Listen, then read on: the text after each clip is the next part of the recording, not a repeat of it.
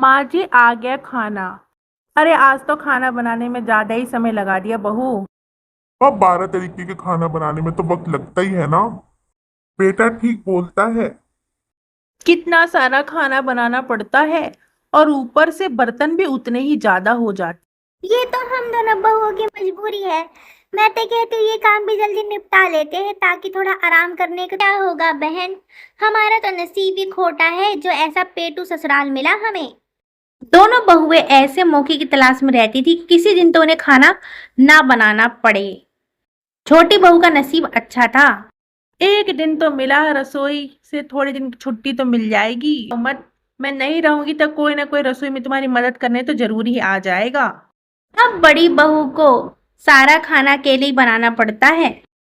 इतना सारा अकेले खाना मैं कैसे बना सकती हूँ? अभी तो 4 तरीके के ही बने हैं, अभी तो और बनाने हैं।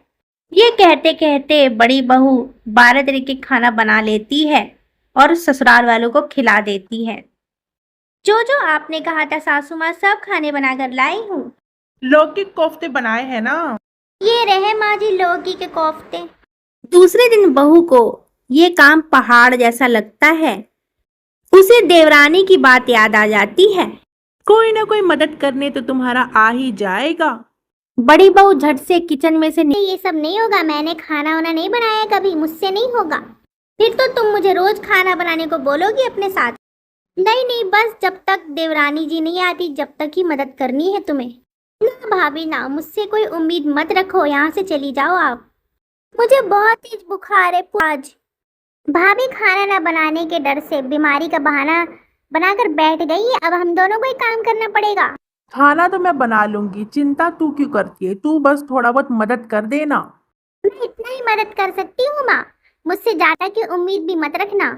माँ और बेटी 4 तरीके के खाना बनाने में ही बहुत थक जाती हैं। अरे माँ, रोज रोज 12 तरीके के खाना बनाना। वो तीनों नहीं मानेंगे, उन तीनों को 12 तरीके के खाने खाने का चस्का जो लग गया है। मुझसे नहीं होगा, मैं अभी पिताजी से बात करके आती हूँ। पिताजी, भाभी को बुखार है, खाना मुझे और माँ को बनाना पड़ रहा है। तो क्या हो गया, खाना तो 12 तरीके का ही बनेगा। रोज रोज 12 तरीके के खाना खाना जरूरी है क्या पिताजी? अब तो भाभी आ गई माँ, अब तो हम दोनों को काम नहीं करना पड़ेगा। बहू को भी अकेले खाना बनाना पड़ेगा तो क्या उसकी कमर नहीं टूटेगा पड़ेगा?